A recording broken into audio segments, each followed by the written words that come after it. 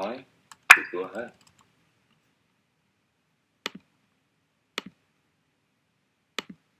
My name is Karim. I'm living in Egypt right now. I was invited to take part in this by Max Ringo. Hi, that's how I pronounce your name. It's not. I'm sorry. and Hi to you, Mr. Ali. So, uh, we are very happy that we have you here because we are very interested to know more about Egypt and the political issues that are happening there and are going there.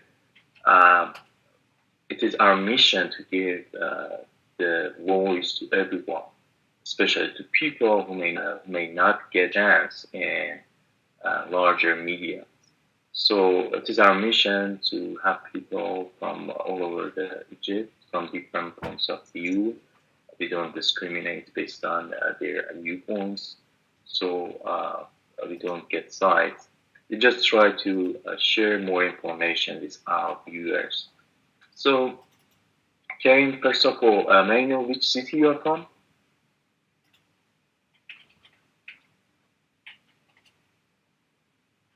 I'm from Cairo. Great. Would you please tell me if you were involved with the revolution that started in Egypt back in 2011? Uh, well, to be honest with you, okay, first I have to establish, if I have to get it out, that I'm really out of touch with the true Egyptian population. If I mean, I'm really privileged and I'm very privileged, while most of the Egyptian population is not. They're very poor and they're very uneducated.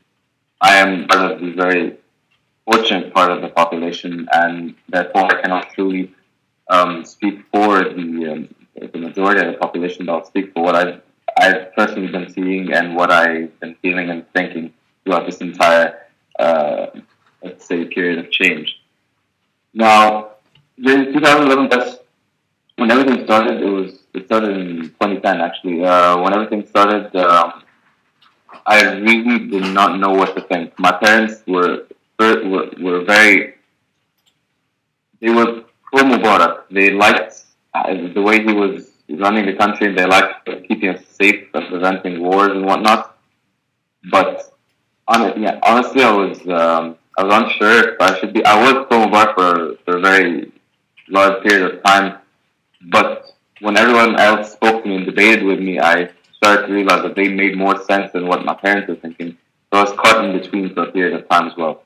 Now I'm really indifferent. I'm actually more anti-Mubarak. I really thought that whatever the people wanted, they should have gotten, and that's what they got, and so be it.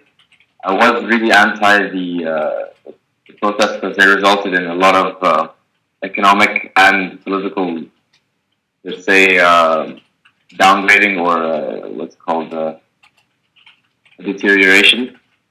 Um, I didn't go to Tahrir very much, but I only recently participated in the recent Tahrir protests, which are near Morsi's palace.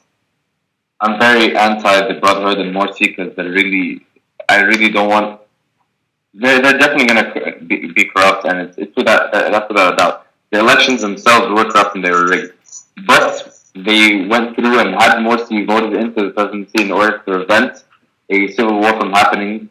At the prospect of having Ahmad Shafiq, a remnant of the old regime, coming to power. So honestly, I'd rather have the votes rigged than have a civil war occur, which is what happened. My family doesn't like Morsi. My friends don't like Morsi. I don't like Morsi. It's really I mean, I really don't want to see Egypt descend into Islamic fundamentalism because that will just destroy the country and it's a shame.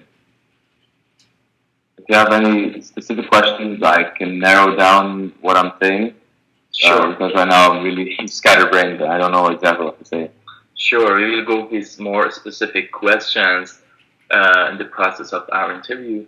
Um, Yes, I agree that you are one of the people, and you may not be representative of the whole, but we respect everyone's point of view. So thanks again that you're here. Um, First, let's start with the Mubarak uh, administration. I was wondering, when you compare the current situation with the time that Mubarak was in power, uh, what positive points you can find about the time that Mubarak was in power, and what positive point you can find in the current situation?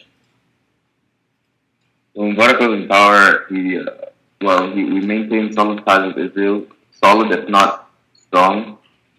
They were they fluctuated between weak and strong, but bottom line was we kept good ties with Israel.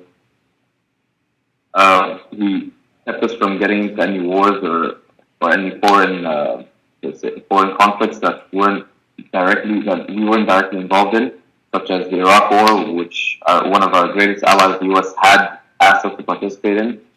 Um, Not going to say the economy remains stronger than it was right now, but that's only due to the lack of foreign investors and who withdrew during the revolution.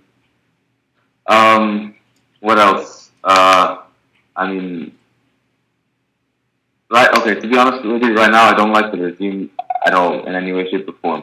I do appreciate that the people got what they want and the votes came out and the people have the president that they democratically voted for. But I do not appreciate the fact that he just decided to give himself absolute power and take over all the sultanates and eliminate the checks and balances system, thus making him the supreme ruler of this country.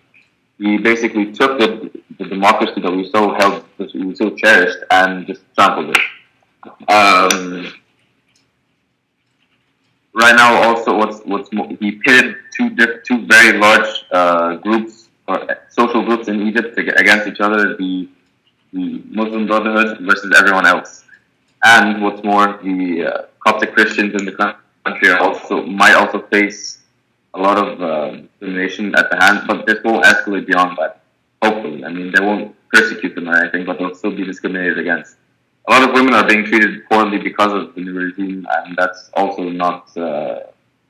The old regime, what I liked about it was that, yeah, it was more or less safe. I mean, people there were more police officers in the street and whatnot, but the problem was that the police officers tended to abuse their powers. There wasn't the wages were really bad, and corruption was rampant. So basically, neither regime was good, but we had to choose between the better of two evils. And personally, I thought that choosing between the better of two evils would have been Shafi, voting for Shafi in the previous election. But as I said, that would have caused some kind of a civil war or another uprising. People hated the old regime and just thought of just taking what went down in the 2010 revolution and throwing it away by voting for Shafi was just an idea that they would not accept. I see. So, just to get clear, are you one of the religious minorities in Egyptian people? If you don't mind me asking. Sorry, I can't hear you. If you don't mind me asking, are you one of the religious minorities?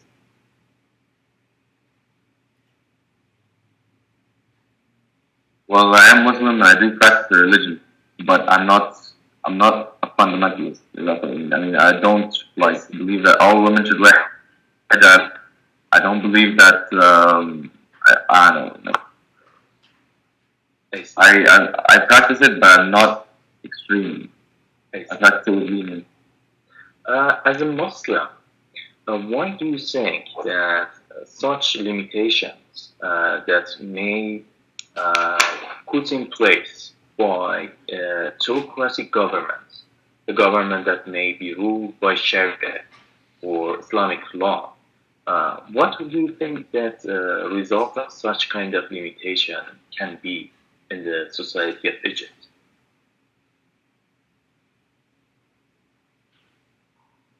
The limitations of Sharia law? Oh God, I mean, Yes. women's rights will be completely disregarded. Homosexual, I mean, with regards to gay rights, personally, I really don't care if a homosexual guy wants to get married. I really don't care. It's their business and they should do it if they want to. But personally, I don't think it's right, but I'm not anybody to say and tell them different. So they can do whatever they want. So yeah, homosexual rights are also obviously out of here. Um, Anyone who's not Muslim will be looked down upon in society, while they may not be treated differently or badly, they'll definitely be looked down upon. And I mean, the main focus here is that people will be forced to do what they don't want to do, and they'll be treated differently simply because they don't follow their religion, or simply because they are following their religion to an extreme extent, which is not what the religion is based off of. You're not supposed to. Islam was not meant to be taken absolutely literally. You have to think with your mind and interpret it intelligently. These people are not doing that. They're taking it word for word, and they're really not. They really don't think that. Basically, they think that if they were not to do these things, they would be punished beyond recognition, and I don't think that's the correct thing. They have to understand that by treating women badly and by treating others poorly, they will also face judgment in a terrible way. That's what I think, and it's a shame that the other people, the Muslim Brotherhood, for one, don't think in the same way. That is going to twist the country's face into something very gruesome, and I really would hate to see that happen. I see. To what extent do you think this kind of oppression on minorities would harm the unity of people in Egypt?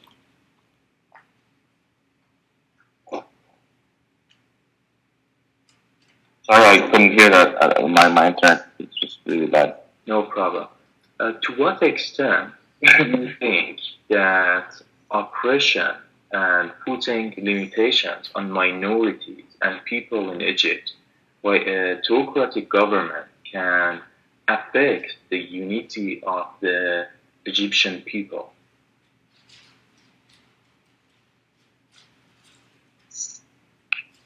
I mean, by adding social stigmas as a result of withholding such things as Sharia law and others of the sort, this will leave most of our Egyptian society divided because of the fact that there are many people that are different in society and that they're part of different groups in our society. So when one group is favored over the other, then that creates a division between the two. Therefore, that deteriorates the unity. If that's what you're asking. I mean, if Muslims are favored in this country, then the Christians will not be as unified with the rest of the society as the Muslims. They will be looked down upon. Hopefully, they won't be treated badly, but they'll still be looked down upon, as will women, as will homosexuals, as will foreigners, etc., etc. So essentially, all those things create a division. I see. So you think that would definitely harm the future of Egypt?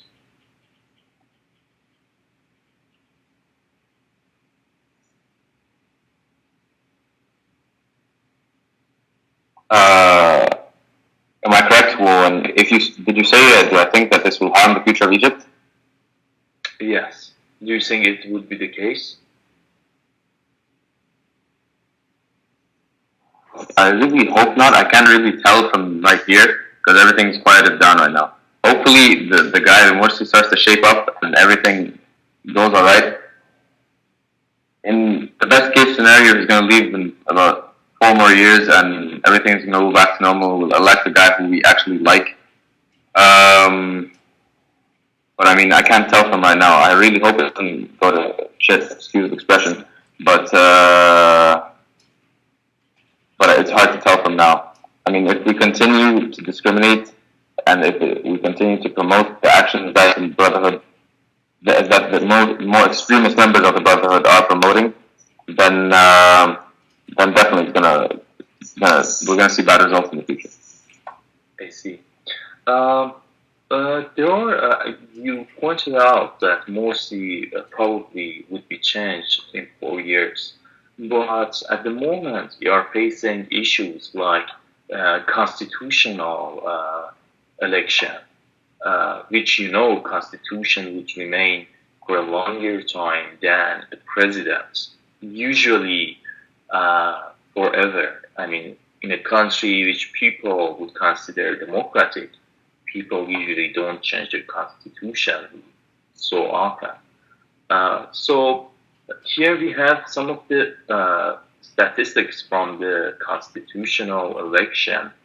You can see that out of almost 51 million people who were eligible for voting in Egypt, just 32% of them participated in the election. And out of this 32%, 63% voted yes, and 36% said no. We don't want to go now for how much do you think if it was a credible election. But if we say that this 32% is right, to what extent do you think that such sort of limitation, such sort of dividends between and separation between the minorities or the people who are even not minorities, like you are a Muslim. But to what extent do you think these policies from the Morsi government has affected the election for constitution and this sort of result? First of all, do you think if it is a good rate of participation for election is 32%? And if you think not, why do you think it's the case?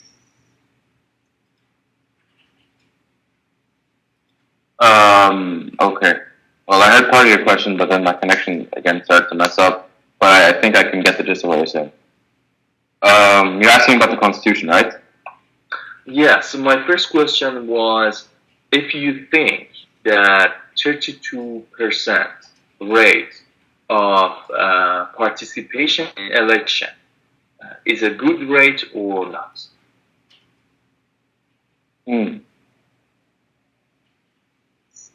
Well, I mean, the 32% that voted yes for the Constitution, you mean? No, 32% is just the rate of participation of Egyptian people out of 51 million people who could vote. Oh no.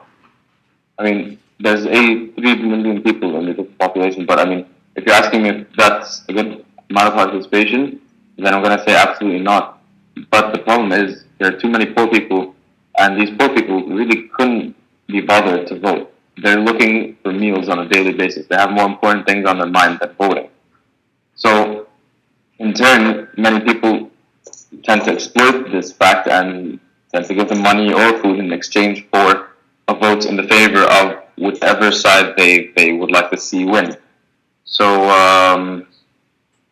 definitely not. This is, I mean, 32% is really, it's absolutely heinous. But, I mean, what can we expect when most of our people are starving and they can't be bothered to go vote when they have more important things such as finding food and water or sustenance on their minds? I see. To what extent do you think, because I was hearing and I was reading about some of the boycotts of constitutional election, because there were some concerns about credibility of the people who are executing the election. Some opposition were saying that they are not sure if the votes of people are counted in the right way. To what extent do you think the boycotts has decreased the participation rate?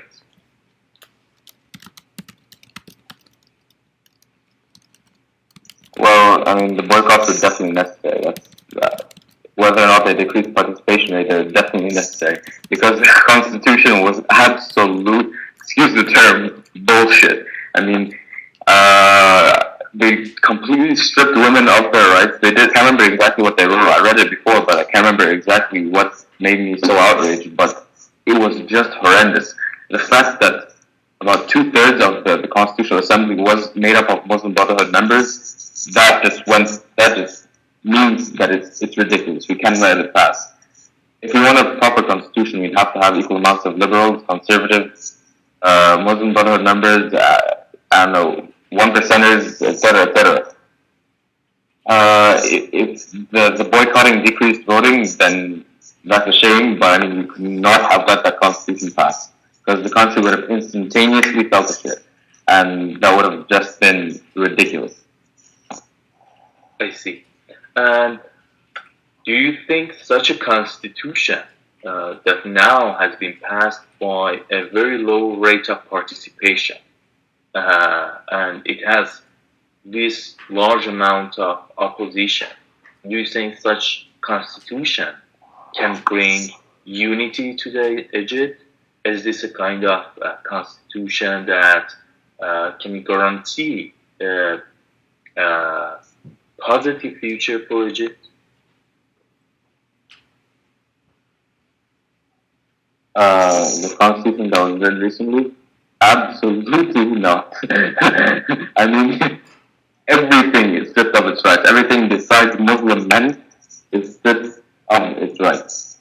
What's more, they don't focus on things such as corruption. They don't focus on things such as, let's say, okay, if somebody gets arrested, they said they're allowed to keep them in jail for 24 hours without telling them what they did wrong.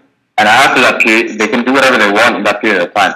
But after that period of time, they must let the prisoner go.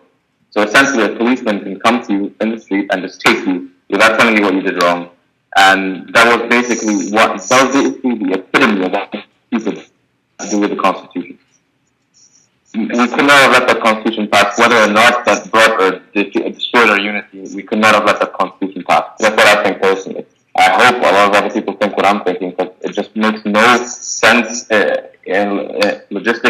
logically, or I mean, what it makes, basically makes no sense. It makes no logical sense to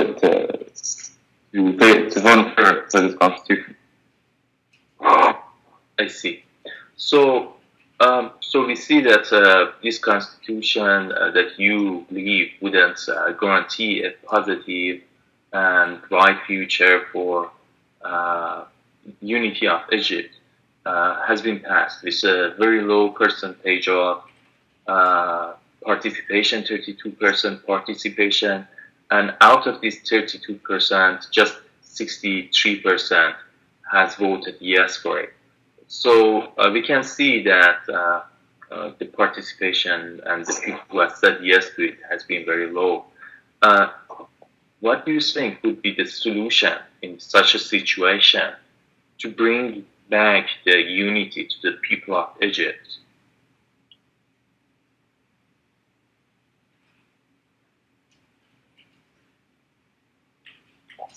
Bring back unity. If you want to increase the population, the participation, then I'm assuming a good idea would be to possibly give out food at the voting lines once you get the voting stamp, you get a meal or something like that. It's a stupid idea, but I mean it's something that they're looking for food, so you might as well give it to them. And the fact of the matter is, they really do need it. It's something that you and I take for granted every day, but they need it to survive. The bottom line. You can do that to help increase the participation, and I guarantee you that will definitely have an effect. But other people are just lazy. They just don't want to do it. I mean, they just don't find the time, and they don't really care.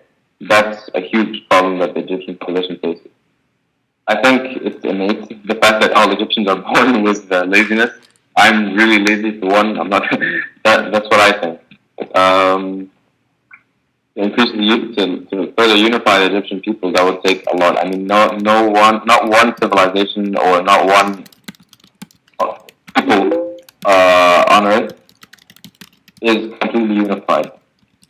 So if to determine what exactly is needed to unify the different people would be something very difficult to do because we have already done it. If I could determine it, it would have already been done.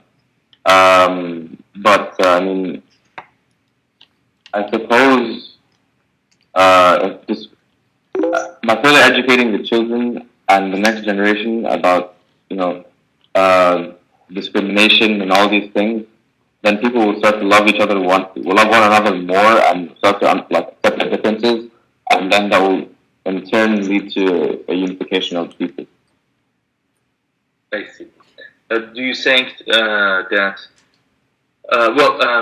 we have two cases here. We have one case which is increasing the participation for the elections, but there is another issue which is the nature of the election and what is put to be elected or not, which is the constitution. As you said, you don't think that if this constitution would guarantee the uh, rights of different minorities or even some of the Muslims. In this case, what extent do you think that the unity would return to Egyptian people by a change toward the constitution or have a different type of constitution?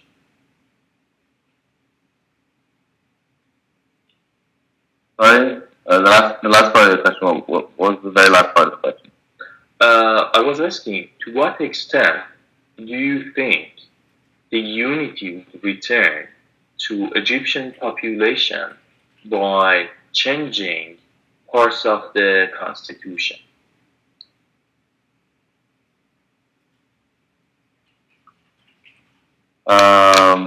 What extent do I?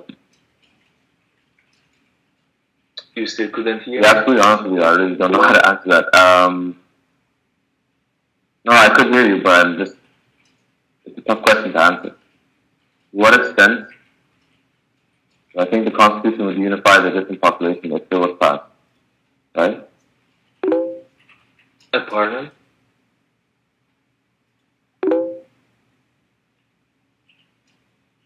Pardon? Sorry? Would you please repeat what you said? I didn't hear you.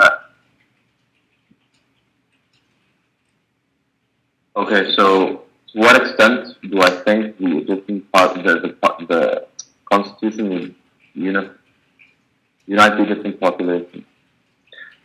I mean, having a constitution would definitely create unity. A different constitution, not the current one. To what extent do you think a different one? I guess. Well, I mean, the reason I couldn't answer that was because you have to define different. Is it different in a better way? Is it different for the worse? Or, I mean, we have to see. I think any constitution besides this one would definitely allow Egypt to see a better future. But, I mean, that of course meaning that you have to put in some kind of intelligence into the writing of the constitution. But I mean, yeah, more or less, if we had a different constitution, I'd have to assess what it was and have to understand it in order to make this, in order to determine what my answer should be. But honestly, I think that any constitution besides this one would help Egypt see a better future, assuming that it made any sense at all. Anyway. I see. And this is the current situation that you see in the Egypt at the moment. Do you think it is possible that Muslim Brotherhood would agree election for a new constitution or altering parts of the constitution, which still needs a new election? Do you think if they are willing to go for this election for the sake of Egyptian people? Well, I hope so. I mean, they're definitely not. They're not going to let us trash the resolution entirely. At least they won't do it they won't let it go without a fight. But they might be open to making some amendments to it. I see. I can't honestly tell you I can't tell you a good answer because I don't know I'm not familiar with any strong extremist sort of members personally. But from what I can tell, they really won't go down without a fight. Mhm. I see. To what extent the opposition is ready to fight for this change?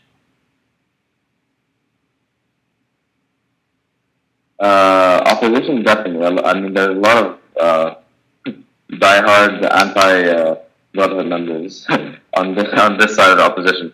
I mean, my father for one is definitely anti-brotherhood to an extent.